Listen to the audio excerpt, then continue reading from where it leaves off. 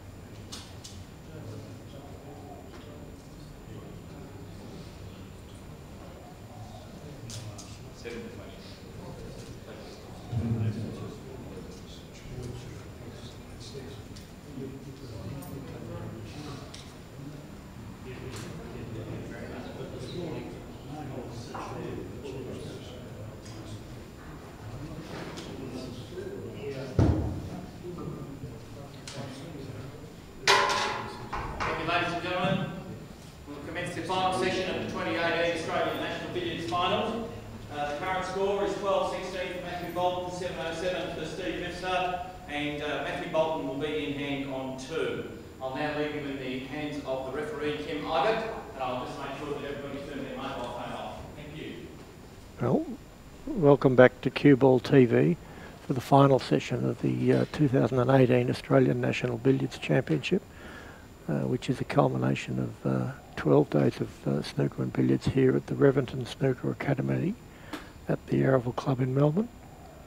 We're seeing Matthew Bolton at the table on a break of 2 unfinished in his final against Steve Mifsud. The current state of the match is Matthew Bolton 1216 leads Steve Mifsud 705. So with 2 hours to go, Steve has got a very big task in front of him to be able to retrieve the situation in this match, a commanding lead of just over 500 for Matthew Bolton.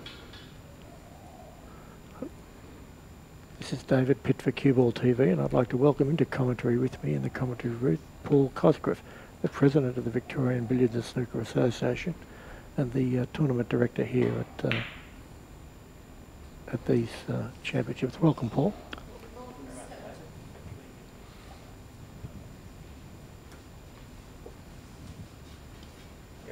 Okay, thank you, David. That was a very surprising miss by Matthew. It was indeed. Any miss is surprising by Matthew. Any miss is surprising by either of these players, but that one in particular, where he was able to put his cue ball in the D and play how he liked, wasn't it? A bit of a surprise. Well, there's a surprising miss from Steve. Mm. So, Paul, you're rapidly approaching the end of a very, very busy fortnight for you with these tournaments here. Tournament director for 3 consecutive tournaments, all of which were played from. But I'm extremely grateful for the cooperation I've had. The people that have helped me out with the refereeing and the players who've contributed so much. It's been a magnificent series of championships. The original one with the snooker was a huge highlight in terms of 2 young people making the final. It was great to see.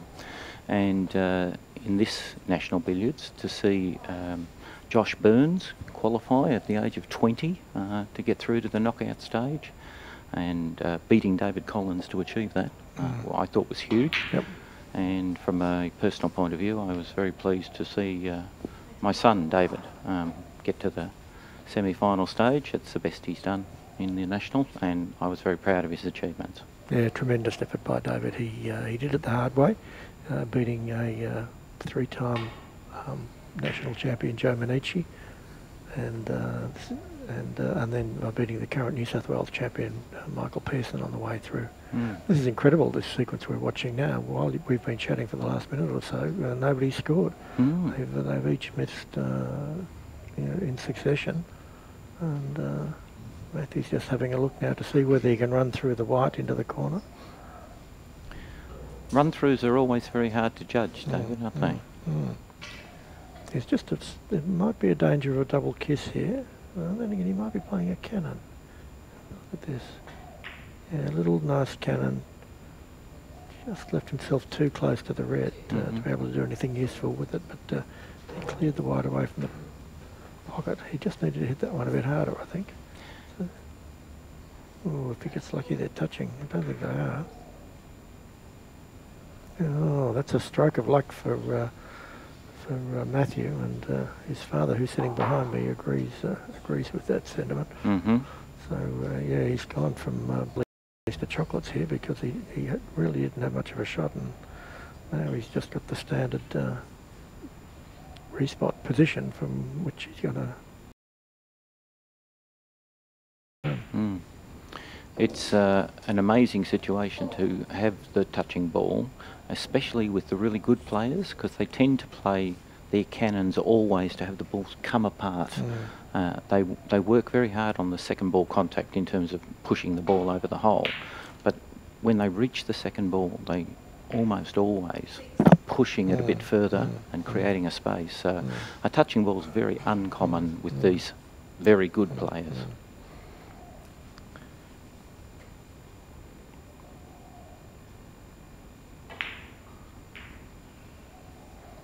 Nice shot, just putting the red over the centre there, and he could pot this and then go and off the white.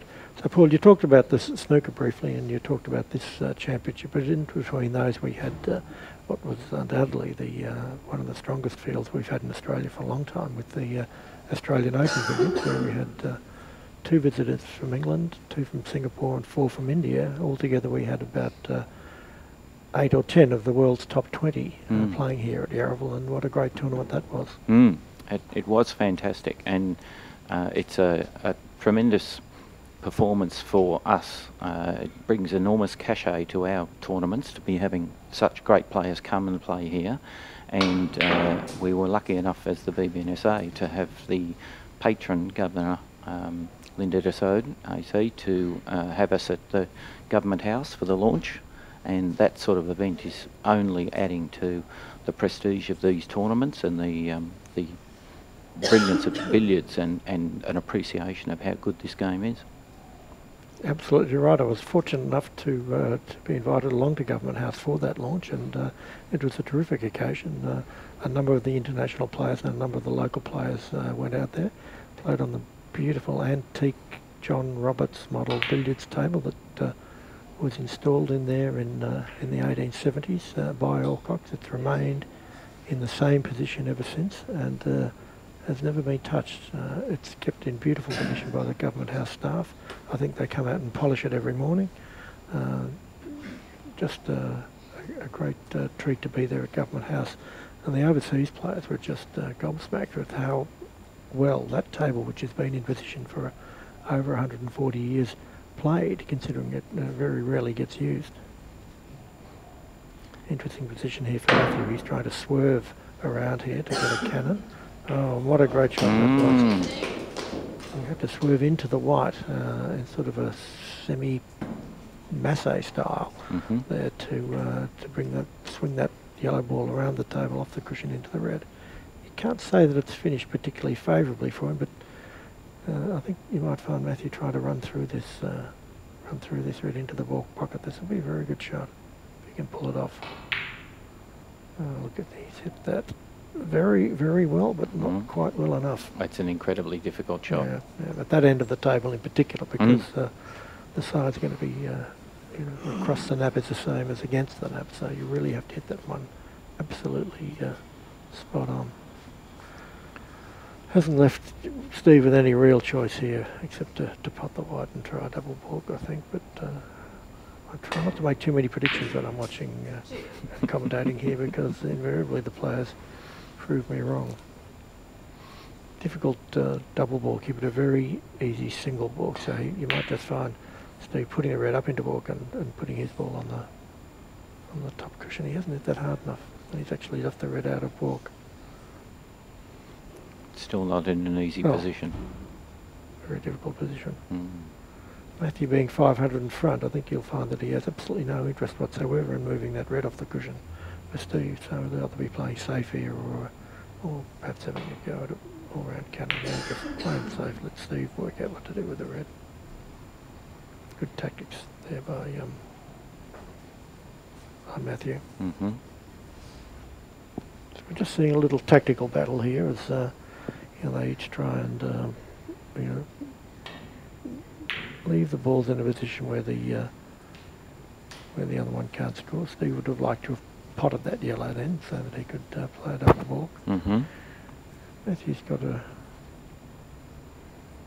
same idea. He could double this red into the middle if he chose to hit it harder. He's just pushed it into the middle of the table, really leaving Steve nothing. Again, Steve can dribble the yellow towards the pocket, hope that it goes in. But, he's just pushed the white around the table. This could go on for some time. Well, if it does that, then it's not to Steve's advantage, is it? Absolutely. He doesn't want this to go on for too much longer. He's left Matthew a bit of a tempter here. Matthew can play this off the white, off the top cushion, and come up to cannon into this red. And being such a master cueist, he's exactly the man to judge that shot. Just not quite enough side to swing his ball over to the red. He's left Steve with a similar sort of a shot, a cannon off 2 or 3 cushions, or 1.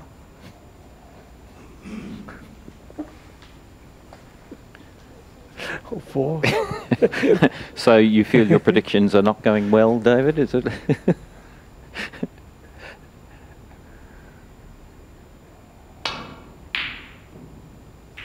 Yeah, nice opening there by Matt.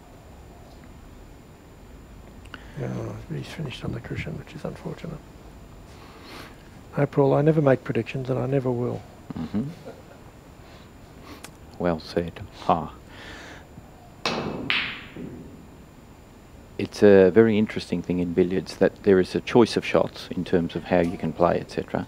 But there's also a choice of tactics in terms of deciding whether or not you're going to have a go at a certain shot that you know is very difficult.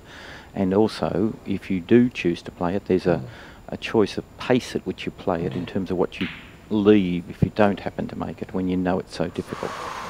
Oh, an outrageous fluke by Steve there. He played to pot the red and just leave his ball near the corner, but he missed the red and followed it in. So a good stroke of luck there for Steve, and he probably needs a fair slice of that if he's going to get back into this match. So now he's going to pot the red.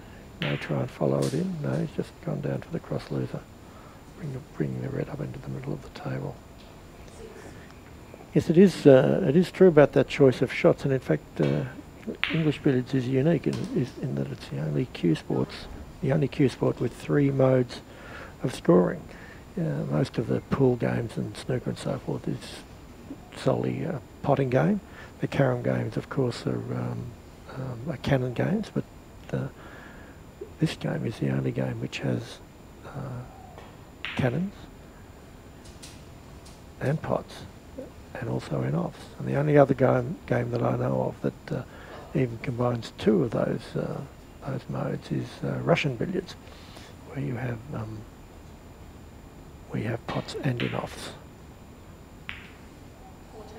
It's an incredible game. They play on the tightest pockets you've ever seen. The balls are, I think, a big ball's 2.5 inches, and the pocket is about 2 millimetres bigger than the ball. Mm. So it's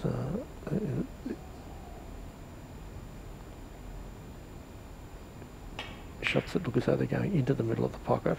It's just going to drop in. Nice shots. Mm-hmm. You know, don't go in. But that's not the case here. We've got playing with 2 1/16 ball, and typically around about 3 1/4 inch pockets. So there's quite a bit of scope for you know, using the width of the pocket to get the ball in.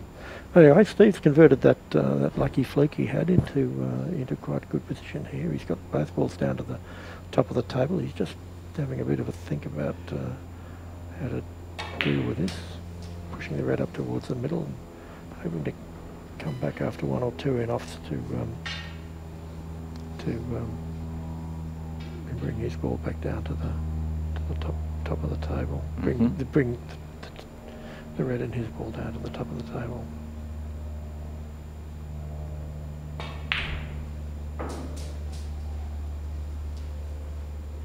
Isn't that nicely?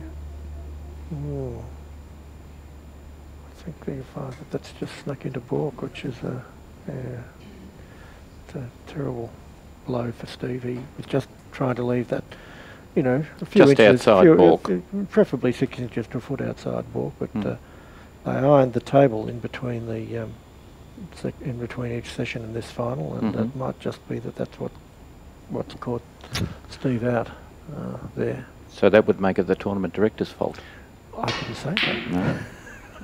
I just mentioned that they ironed the table. The tournament director, Paul, that's you, has been very responsive to the feedback that he's got from the players this week. It's fair to say that the general feeling among the players at the tables are just playing a little bit on the slow side, and by getting your tournament staff to take notice of that and just arrange to iron the tables 2 or even 3 times a day, which isn't the normal maintenance schedule. That's enabled the tables just to come up to a more acceptable pace. Yep.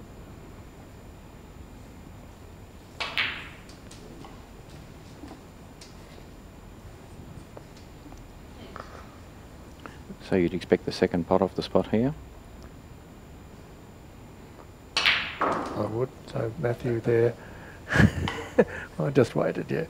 So Matthew, now with the 2 pots off the spot, the red goes up to the centre. Matthew giving himself an angle here where he can put the white ball, the object ball, close to the spot.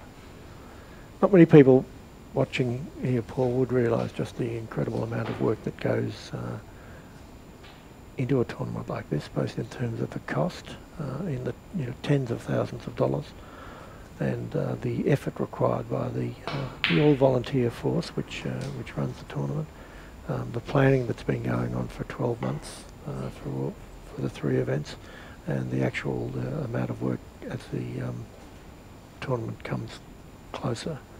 The association has been able to put on a terrific series for this specific international with prize money of around the $30,000 mark for the 3 tournaments. Yes. And none of that would be possible without the terrific support that we get from our volunteers, but more particularly from our sponsors. And I'll just go through them in a minute as we just see Matthew now in perfect top of the table position. So the Victorian Government, through their special events program, has been a great supporter of these events. The VBSA and Billiards Australia, of course, without whom none of these things would be possible, for the support, both financial and in volunteer labour, that they've supplied. The Yarraville Club, fantastic supporter of billiards and snooker for nearly 100 years now in this state. Mm-hmm. Reventon here, who've set up the Snooker Academy, and the support that that billiards and snooker are getting in Australia from Reventon is simply outstanding. Chris Christophe and his team have just been fantastic in lifting the status of the game by sponsorship and prize money, and just the amount of interest that they've been able to generate. That is augurs really well for the future of the game. And of course our long-term sponsor CLS, who provide us with so much of the necessary facilities in terms of balls and particularly the cloth that enables us to play in these absolutely first-class conditions here at the Reventon Academy at Yarraville. Mm-hmm. And let's not forget, of course, World Billiards, who are being right behind the Australian Open, the Pacific International and Australian Open, and were so helpful in enabling us to put together such a world-class field. So we're in great shape, Paul. I think you'd agree in terms of the sponsorship and support that we're getting in the sport, and hopefully that will continue on and we can go on to bigger and better things. We're extremely grateful for all those sponsors. CLNS have been the sponsor of record for the Australian Billiards and Snooker Council for a great many years now, and being a national championship, it is of course the responsibility of the Australian Billiards and Snooker Council, and they've been terrific in terms of allowing us to have an agreement here with the Yarraville Club and the Reventon Snooker Academy to have this venue over more than 1 year sort of thing, and to have those sorts of arrangements and to be able to plan from year to year makes a world of difference. It was very interesting to have Rob Hall say that on winning the Pacific International Open, that the first thing he would do was be back next year to defend his title. Fantastic. Yep. And I had a great deal of cooperation from Gary Norman, who was the other player who came out from the UK. He thoroughly enjoyed his time at Government House and even playing in the snooker, etc., and volunteered to help me with some refereeing and raved about the fact that he'd thoroughly enjoyed himself and he would definitely be back next year. He had a great time, Gary. Every time I saw him, he had a smile on his face, and he played well. He had a good tournament, and yeah, he really thoroughly enjoyed himself out here, as did Rob and his partner Sky, who both enjoyed their time here thoroughly, and brought some of that beautiful north of England weather with them. Yes, unfortunately. So we're seeing Matthew here in perfect position at postman's knock, not his preferred method of play. He prefers the floating white method, but he is, of course, highly proficient at postman's knock, and in fact he made a very nice century at postman's knock against me earlier in the tournament. He's 72 unfinished, and he can put in a big break here which will effectively finish Steve off. This is the break that Steve's need to be making to have any chance of getting back into this game from now nearly 600 behind.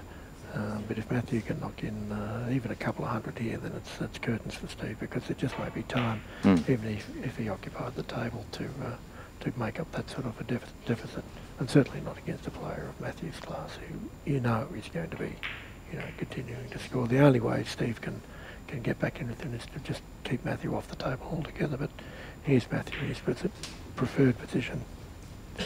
Sorry, a preferred position. And you can see from that look on Matthew's face of concentration that he's not going to be giving this up easily. Just moving the white along the cushion a little bit, which may well be a preliminary for him to just bump it off the top cushion and back into his floating white position.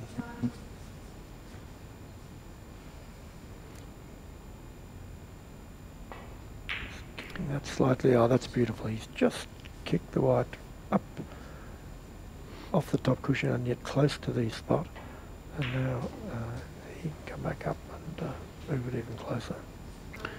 So why would he have a preference for floating white rather than postman's knock? Well, there's a number of reasons for that. One reason is that floating white provides a lot more variety, whereas postman's knock is more monotonous, and that's important not just for the spectators but for the player himself. The monotony can actually be a strain on you to just be repeating the same cannon pot sequence. But the variety that floating white provides helps you to keep your mind a bit fresh. The other factor which in recent times has made a big difference is the introduction of the balk line rule in the short format of the game, which is much more difficult if you're playing postman's knock to cross into balk and back out again, because you have to land absolutely spot on, either to pot the red or to cannon. Whereas if you're playing floating white, you've got a much bigger margin for error. You only have to land more or less in the right quarter of the table, and if the white's next to the spot, then you've got a cannon.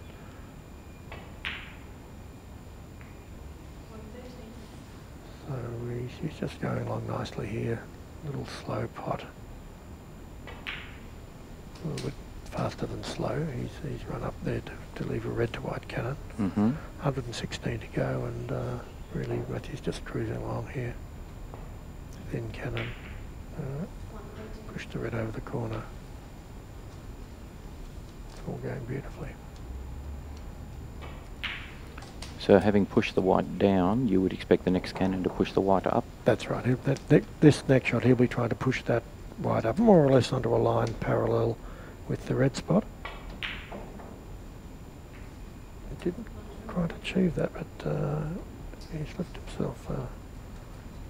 It's a bit tricky. He can play a run through cannon, but there's a danger possibly of potting the white and losing it.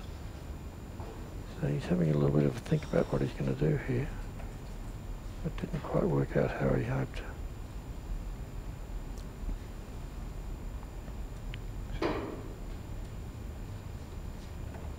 He's just trying to play this a little bit side, and a good run through to try and keep the white out, and he couldn't do that. He just put it into that's end of break. He might score one or two more, but I don't think so. And 127, nice contribution though, and extends his lead to well over 600.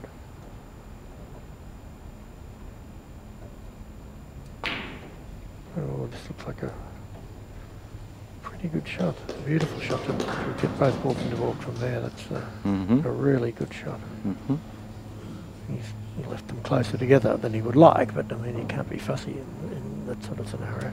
9 out of 10 players would be delighted to have got both into balk. Both balls into balk from that position where the two balls are so close together, and he had to send them, 12 feet to the other end of the table. Yeah, but oh, that's bad luck for Steve. He's come off the side cushion. No mean feat. No, hang on. It's turned into good luck. So he's come off the side cushion there, got the cannon, gone in off, and left both balls in balk. But with the yellow ball travelling across the table and falling into the balk pocket, it's turned around his way. So just playing safe there and leaving Matthew with the problem of working out how to attack this double balk. I don't think you'll find that Matthew will be attacking it. I'm sure you'll find he'll just play safe here.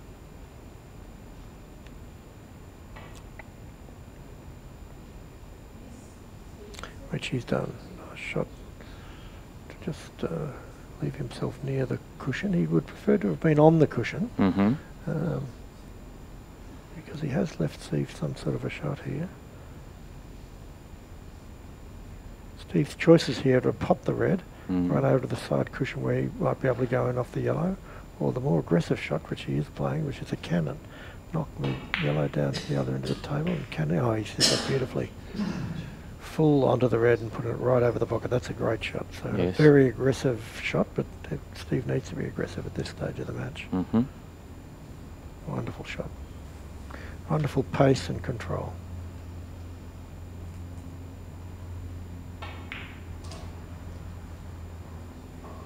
It's another shot requiring great pace control as well. He's just did that come a little bit too far on that, but it's still entirely manageable. That's nicely struck.